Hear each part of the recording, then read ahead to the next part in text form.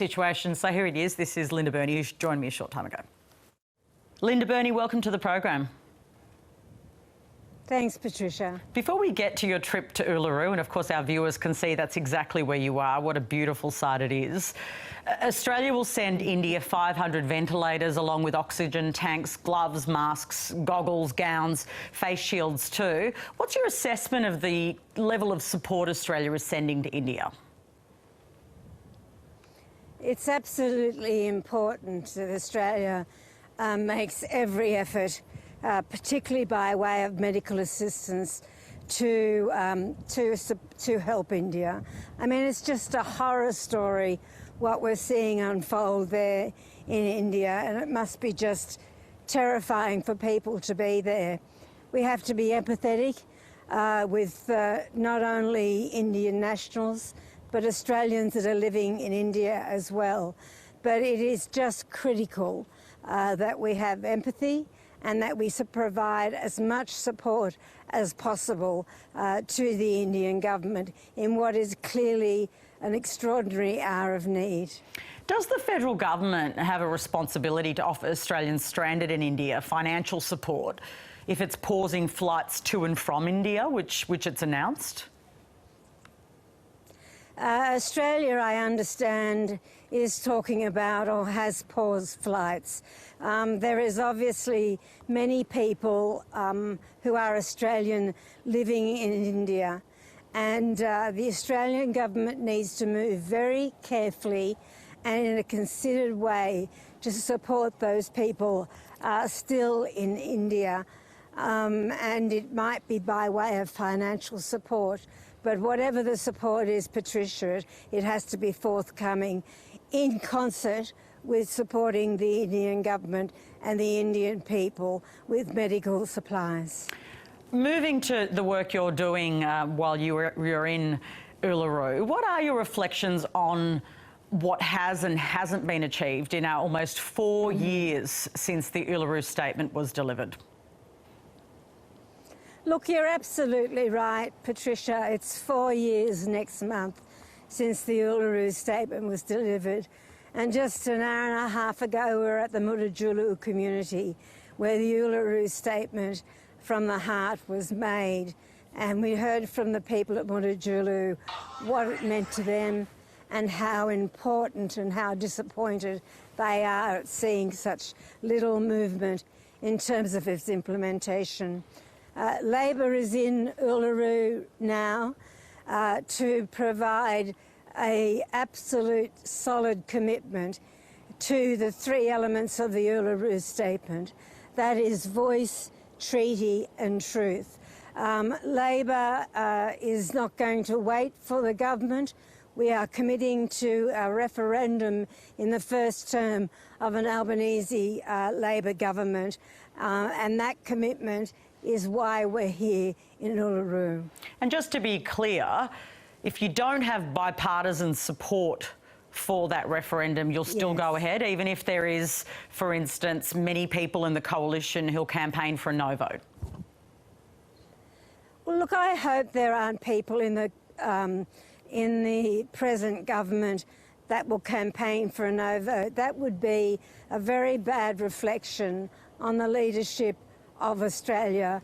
But you're correct, to have a successful referendum, which is a very high bar here in Australia, to entrench a voice in the Constitution requires bipartisan support.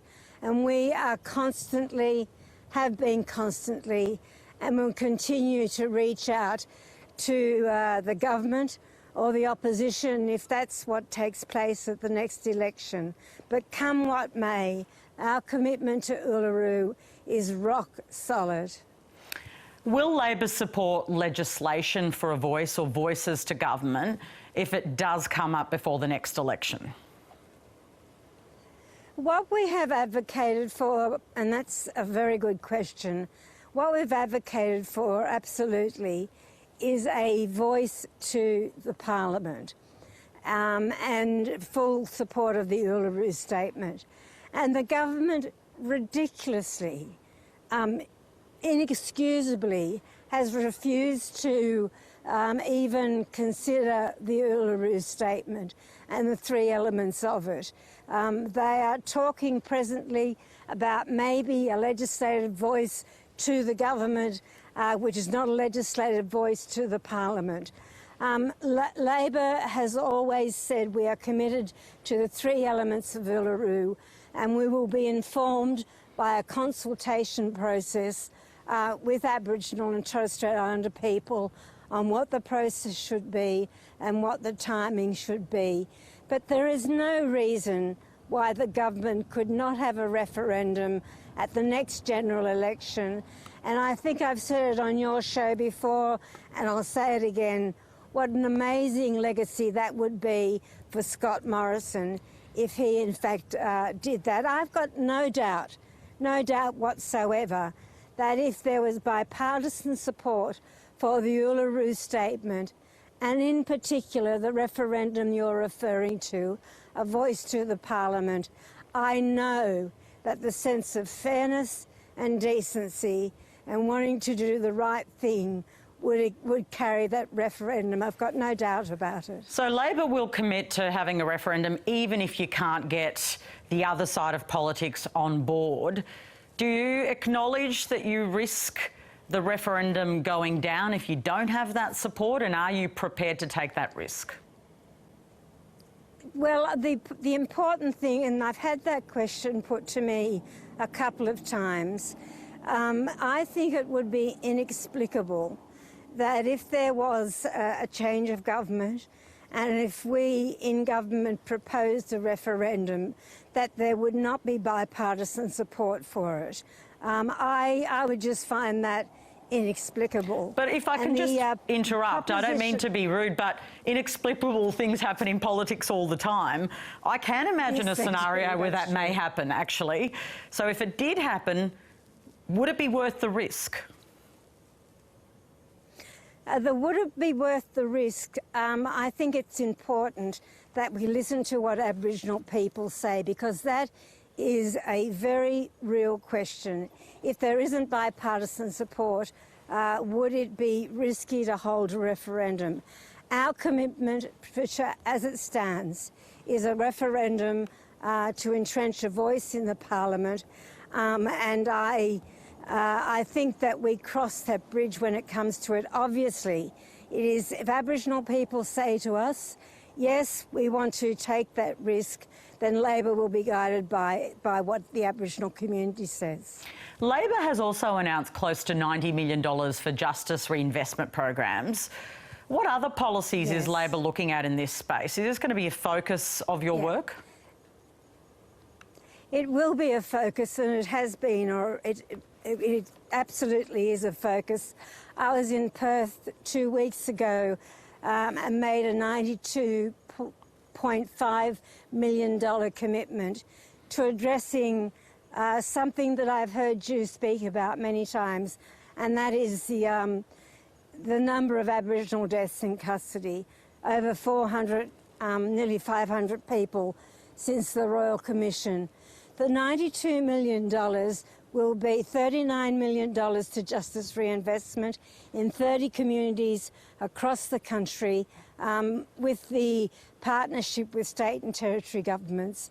It will be $13 million to assist families to participate in the coronial inquest process, and it will also be real-time reporting of all deaths in custody, because it is just wrong that it takes the media or families to make the public aware that there's been a death in custody. Would Labor push for a nationally consistent age of criminal responsibility? As you know, 14 has been the age many are calling for. Is that the way you'd like to proceed on this? I think Labor would very much like to see that subject re-emerge. I mean, as you know, Patricia, the Attorney General's talked about this 12 months ago. We know that there's been a report that's been delivered not very long ago about the age of criminal responsibility. The West Australian government was leading the push on lowering the age. 10 is just too young to have young 10-year-olds. I mean, think of listening or watching us, think of your own children at the age of 10 being locked up with people that are 18 years old. Labor believes that 10 is too young, and we want to see this subject back on the national agenda. Just on another very serious topic, Queensland Police have acknowledged the system failed Kelly Wilkinson, who repeatedly asked for help before she was murdered by her former partner, allegedly murdered by a former partner. What needs to change? Well, what clearly happened is that Kelly Wilkinson had done all the right things, and I did hear the interview with the police commissioner, I think it was, from Queensland, that admitted that the system had failed her and her 3 children. The nature of her death was horrendous, and it just gets so repetitive, doesn't it, where we just hear about these dreadful, dreadful murders. I think that women have to be believed. The police have to enforce AVOs, but I do think there is a role for the Commonwealth, and that's very much what I'm advocating as well, and that is there needs to be a national definition of what family violence is, including the really important issue of coercive control.